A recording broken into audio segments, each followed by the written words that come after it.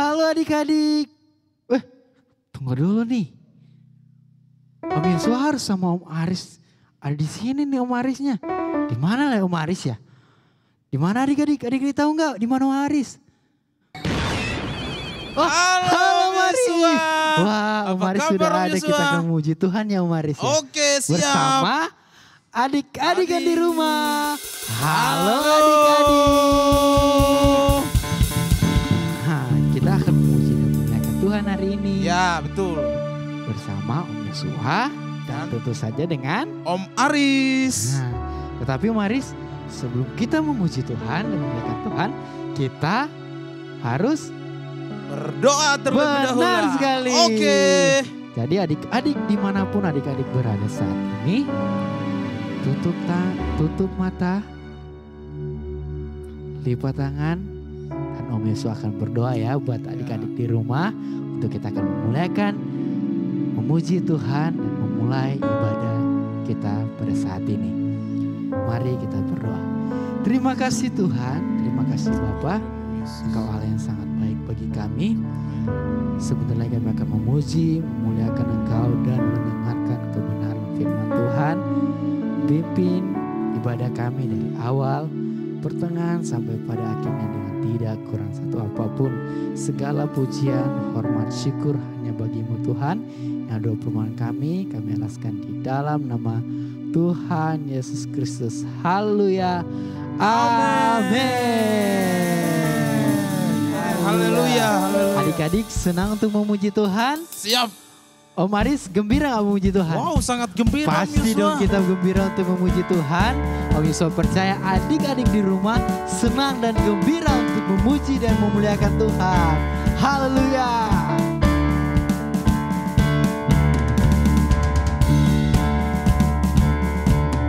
Hati yang gembira adalah obat, seperti obat hati yang senang. Tapi semangatnya patah, keringkan tulang. Hati yang gembira Tuhan senang. Sekali lagi. Hati yang gembira adalah Obatnya apa? seperti obat hati yang senang. Tapi semangatnya patah, keringkan tulang. Hati yang gembira Tuhan senang.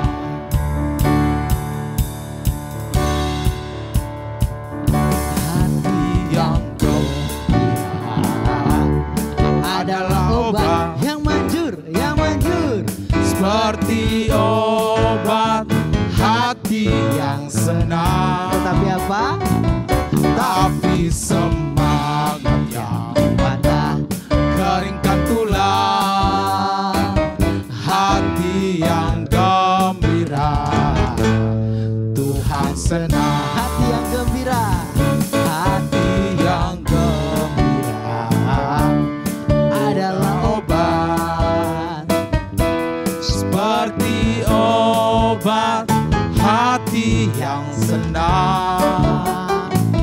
Tapi semangatnya patah, keringkan tulang. Hati yang gembira Tuhan senang. Hati yang gembira Tuhan senang. Sekali lagi. Hati yang gembira Tuhan senang. Haleluya. Haleluya. Puji Tuhan. Tetap kita memuji Tuhan ya adik-adik. Dimanapun kita berada, tetap kita memuji Tuhan. Mari kita sama-sama Haleluya. bangkit berdiri, kita menyanyikan satu pujian di kepak-kepakan sayapnya. Haleluya.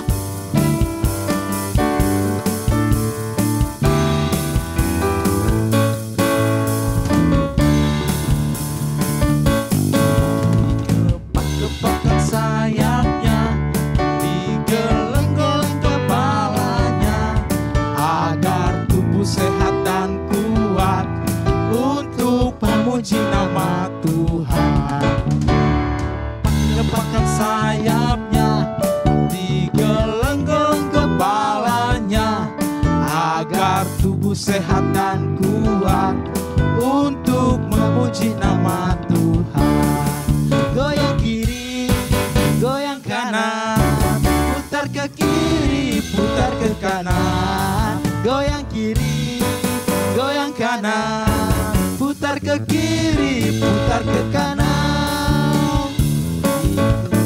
Kepak-kepakan sayapnya, digeleng-geleng kepalanya, agar tubuh sehat dan kuat untuk memuji nama Tuhan. Dikepak-kepak, kepak-kepakan sayapnya, digeleng-geleng kepalanya, agar tubuh sehat dan kuat untuk memuji nama Tuhan.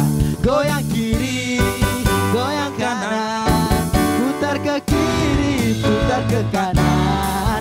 Goyang kiri, goyang kanan, putar ke kiri, putar ke kanan. Goyang kiri, goyang kanan, putar ke kiri, putar ke kanan. Goyang kiri, goyang kanan, putar ke kiri, putar ke kanan.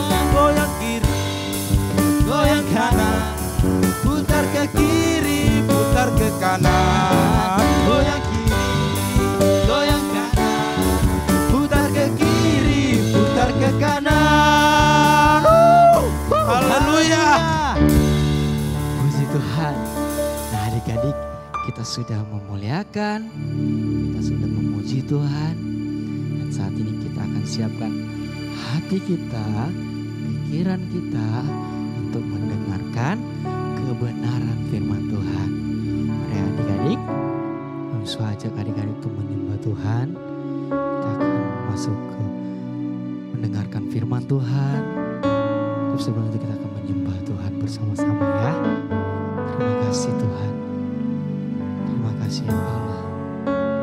Terima kasih Tuhan. Haleluya. Aku cinta Yesus, sungguh aku cinta Yesus. Karena Yesus sudah lebih dulu mencintai aku. Aku cinta Yesus, sungguh aku cinta Yesus. Karena Yesus sudah lebih dulu mencintai aku.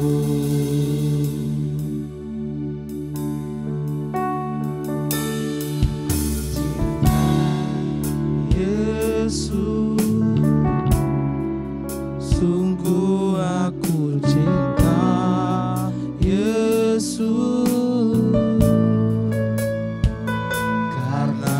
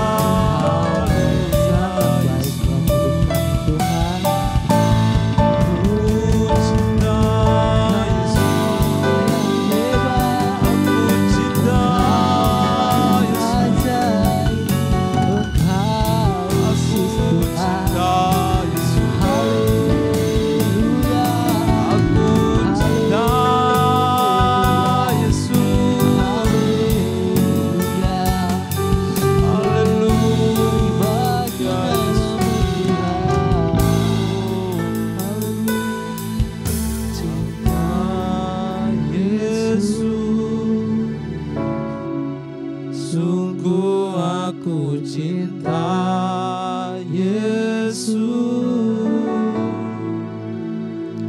karena Yesus sudah lebih dulu mencintai aku cinta Yesus, sungguh aku cinta Yesus, karena Yesus sudah lebih dulu mencintai aku.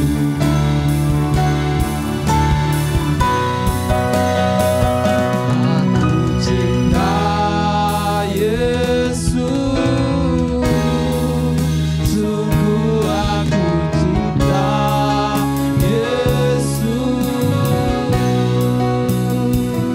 karena Yesus sudah lebih dulu mencintai aku. Aku cinta Yesus, sungguh aku cinta Yesus, karena Yesus sudah lebih dulu mencintai aku, karena Yesus sudah lebih dulu, karena Yesus sudah lebih dulu, karena Yesus sudah lebih dulu mencintai aku. Terima kasih Tuhan Yesus. Terima kasih buat cinta-Mu, buat kasih-Mu dalam kehidupan kami. Terus ajari kami agar kami hidup di dalam kasih-Mu, agar kami hidup di dalam cinta-Mu Bapa. Biarlah kami menjadi anak-anak yang takut akan Engkau, menjadi anak-anak yang terus tumbuh rohani di dalam Engkau, dan kami hidup seturut dengan kehendak-Mu Bapa. Bapa yang baik, hari ini kami akan mendengarkan kebenaran firman-Mu, dan biarlah firman-Mu Tuhan menjadi kekuatan kami, menjadi pribadi kami Tuhan, dan kami terus hidup di dalam Engkau. Firman-Mu yang membangkitkan iman percaya kami, firman-Mu yang terus mengangkat kehidupan kami, firman-Mu yang menopang seluruh kehidupan kami Bapa. Kami percaya firman-Mu terus bertumbuh dan berbuah di dalam hidup kami Bapa. Memberkati setiap om dan tante yang akan menyampaikan firman-Mu, biarlah terus mereka Engkau pakai Bapa untuk kemuliaan-Mu Bapa. Terima kasih Tuhan Yesus yang baik. Kami percaya firman-Mu terus ada dalam hidup kami. Ini doa kami, ini sembahyang kami, dalam nama Yesus, haleluya, amin.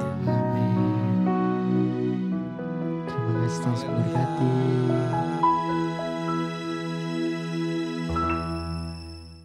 Halo adik-adik, selamat hari Minggu. Bagaimana kabar adik-adik? Ya, tentu saya percaya adik-adik semua sehat, kuat, dan diberkati oleh Tuhan. Puji Tuhan. Bagaimana sepanjang minggu ini? Bagaimana ulangan adik-adik, PTS adik-adik? Pasti bisa dong semuanya ya. Ya, Tuhan pasti tolong adik-adik. Nah, kita akan mendengarkan firman Tuhan pada hari ini. Siapkan hati, pikiran, telinga kita fokus hanya untuk Tuhan. Karena Tuhan pun rindu memberkati adik-adik. Nah, sebelum nanti saya masuk firman Tuhan hari ini, siapa yang ingat firman Tuhan minggu lalu?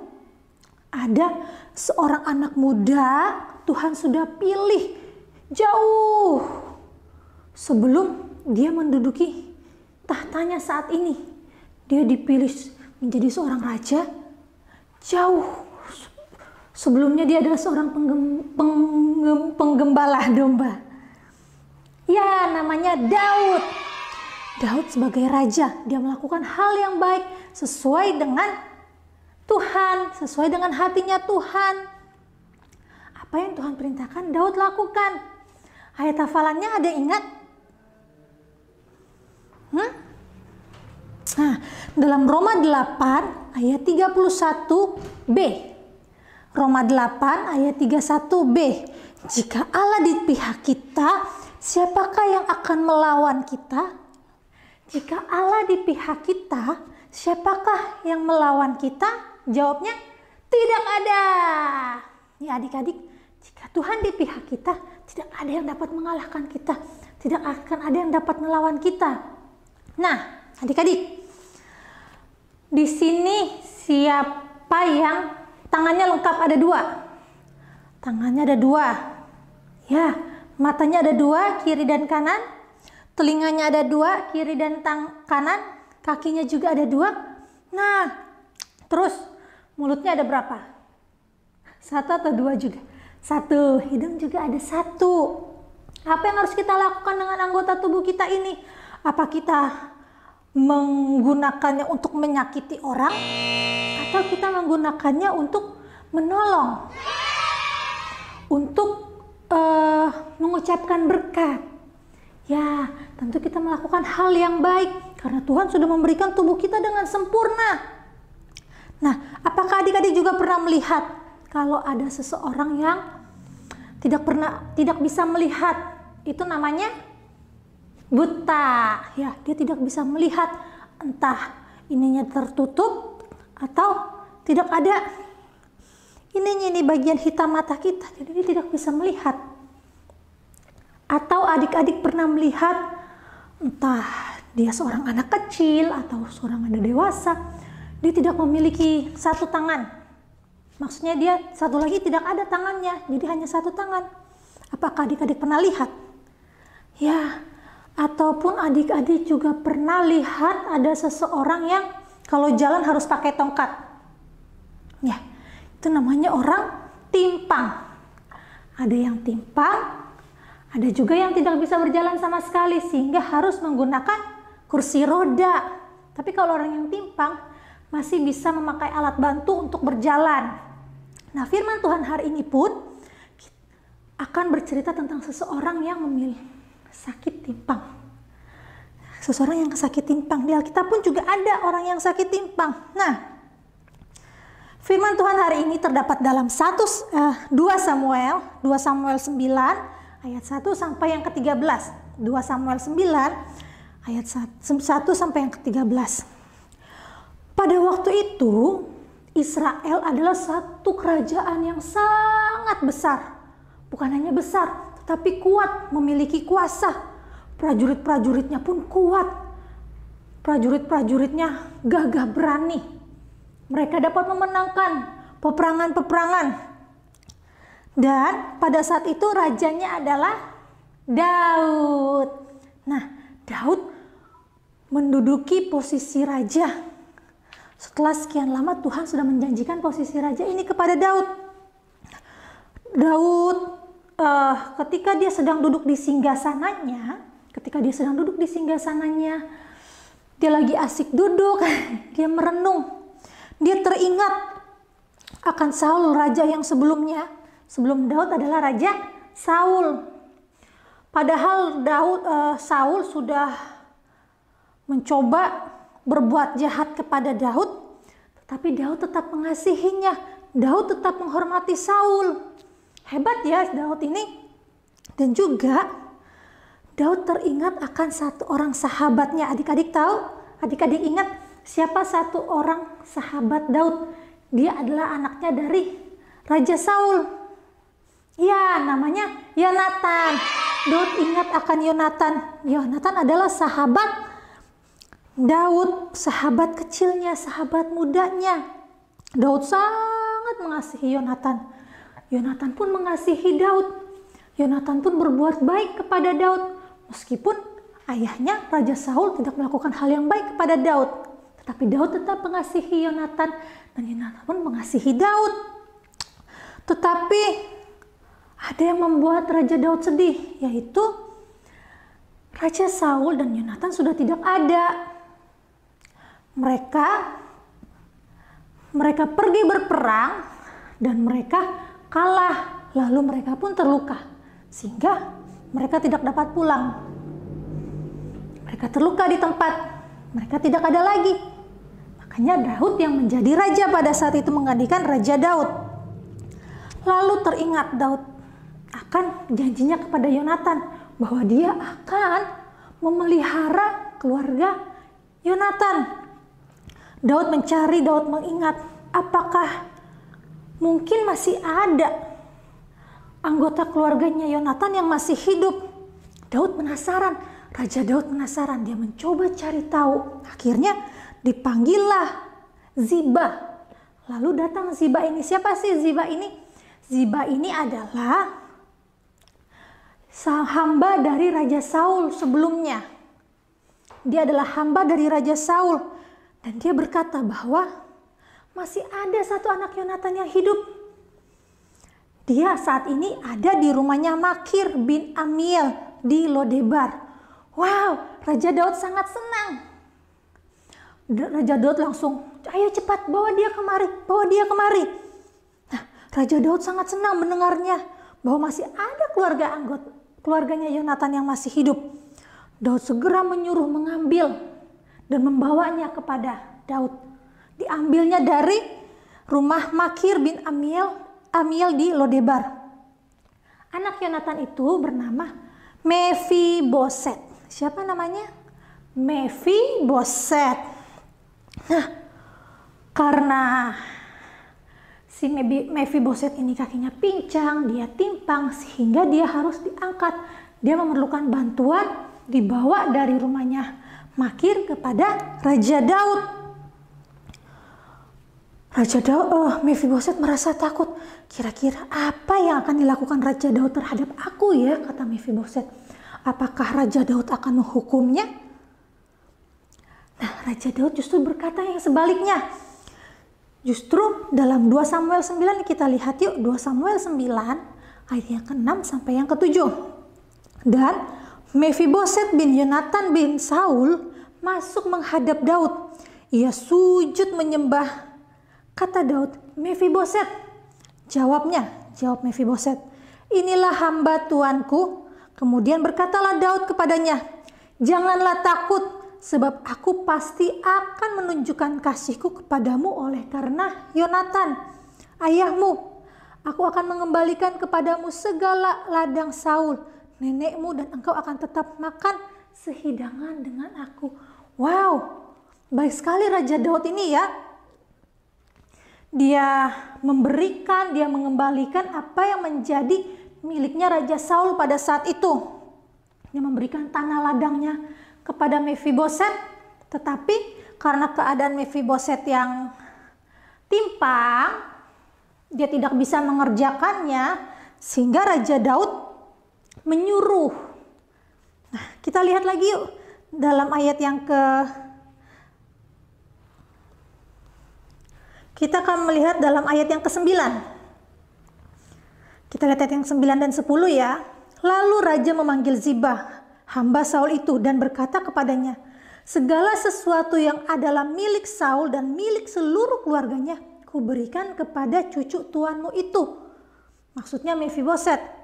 Engkau harus mengerjakan tanah baginya, engkau, anak-anakmu, dan hamba-hambamu, dan harus membawa masuk tuayannya, supaya cucu tuanmu itu ada makanannya. Mephiboset, cucu tuanmu itu akan tetap makan sehidangan dengan aku. Itu tuanmu itu maksudnya Saul ya, bukan Mephiboset. Nanti saya salah bilang. Nah, Raja Daud bermurah hati memelihara kehidupan Mephiboset. Bukan hanya Mephiboset memiliki ladang yang dulu dimiliki Raja Saul, bahkan istimewanya Mephiboset dapat duduk bersama di meja makan yang sama sehidangan dengan Raja Daud. Karena pasti kita tahu ya, Raja itu pasti memiliki hidangan yang berbeda, perlengkapan makan yang berbeda. Tetapi Mephiboset dapat menikmatinya sama seperti Raja Daud. Mephiboset pun sangat bersyukur karena Raja Daud mau bermurah hati kepada opanya. Siapa nama opanya tadi? Ya, kepada Raja Saul, kakek Saul ya. Sekalipun kakek Saul sudah mencoba berbuat jahat kepada Daud, tapi Daud tidak membalasnya. Justru Daud tetap menunjukkan kasih. Juga Daud mengingat kasihnya kepada Yonatan, sahabatnya. Dan Daud tidak melupakan anaknya Yonatan, yaitu Mephiboset. Nah, adik-adik, Daud ini memiliki hati yang luar biasa ya. Dia mau mengasihi dan dia juga mengampuni. Dia tidak pandang siapa yang sudah berbuat jahat, apa yang sudah dilakukan. Dia tetap mau mengampuni. Kenapa kira-kira Raja Daud bisa memiliki hati seperti itu ya? Mengampuni, mengasihi, menolong, memiliki iba. Karena Raja Daud sangat mengasihi Tuhan. Raja Daud melakukan apa yang menjadi kehendaknya Tuhan. Raja Daud melakukan hal-hal yang baik. Raja Daud melakukan hal yang benar di mata Tuhan. Sebabnya Tuhan memilih Daud untuk menjadi raja atas Israel. Nah, adik-adik juga bisa loh menjadi seperti Raja Daud. Bukan menjadi seorang raja ya. Maksudnya seperti Raja Daud, adik-adik bisa memiliki hati yang mengasihi, hati yang memiliki simpati, memiliki iba. Adik-adik dapat memiliki hati yang mengampuni. Seperti Raja Daud, itu semua karena Tuhan. Sama seperti Tuhan Yesus juga sudah mengasihi adik-adik, sudah mengasihi Tante Sesa, Papa, Mama. Tuhan mengasihi kita semua. Tuhan juga mengampuni kita. Oleh sebab itu adik-adik, sebagai anak-anak Tuhan, kita juga harus melakukan apa yang Tuhan lakukan. Adik-adik mau? Ya, kita berdoa, Tuhan tolong aku supaya aku menjadi anak-anak yang mengasihi seperti Tuhan, mengampuni seperti Tuhan. Tuhan pasti tolong adik-adik. Dan Tuhan pasti akan memberkati adik-adik. Nah, nanti baca bersama-sama dengan Papa dan Mama ya di rumah dalam 2 Samuel 9 ayat 1 sampai yang ke-13. Nah, ayat hafalan untuk sepanjang minggu ini terdapat dalam Yohanes 15 ayat yang ke-12. Inilah perintahku, yaitu supaya kamu saling mengasihi seperti aku telah mengasihi kamu. Aku di sini Tuhan ya, bukan Tante Sesa. Lagi Tante Sesa. Kita sebut sama-sama ya, kita baca sama-sama ya adik-adik ya. Yohanes 15 ayat yang ke-12. Inilah perintahku, yaitu supaya kamu saling mengasihi seperti aku telah mengasihi kamu. Ya, pasti bisa kok adik-adik. Kita semua bisa. Karena ada Tuhan dalam hidup kita. Puji Tuhan. Ya, kiranya Tuhan pasti akan terus menolong adik-adik, akan terus menyertai kehidupan adik-adik. Yuk kita berdoa. Tuhan Yesus yang baik, terima kasih untuk firman-Mu hari ini, bahwa Engkau menunjukkan kasih-Mu melalui Raja Daud. Daud memiliki hati yang mengasihi, hati yang mengampuni seperti Tuhan. Daud tidak mengingat kesalahan, tetapi Daud menunjukkan kasih-Nya.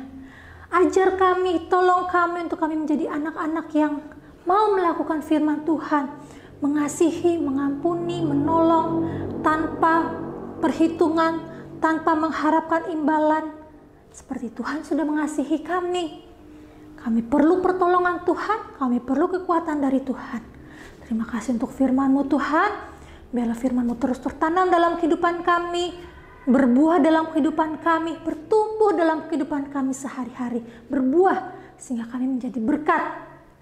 Masa depan kami, sekolah kami, kebutuhan kami percaya Tuhan akan mencukupkan semuanya. Tuhan akan memberikan masa depan yang baik kepada kami. Dan kami juga berdoa untuk kedua orang tua kami, kesehatan, kekuatan, pekerjaan. Engkau terus memberkati. Kami berdoa untuk gereja lokal kami, GPD Alpha Omega, biarlah Engkau terus memberkati. Pelayanan AO Kids juga Tuhan memberkati. Bangsa Indonesia, kami serahkan ke dalam tangan Tuhan. Kami berdoa mengucap syukur, sepanjang minggu ini kami mau terus berjalan bersama dengan Tuhan. Pimpin kami, sertai kami. Kami berdoa mengucap syukur di dalam nama Tuhan Yesus Kristus. Haleluya. Amin.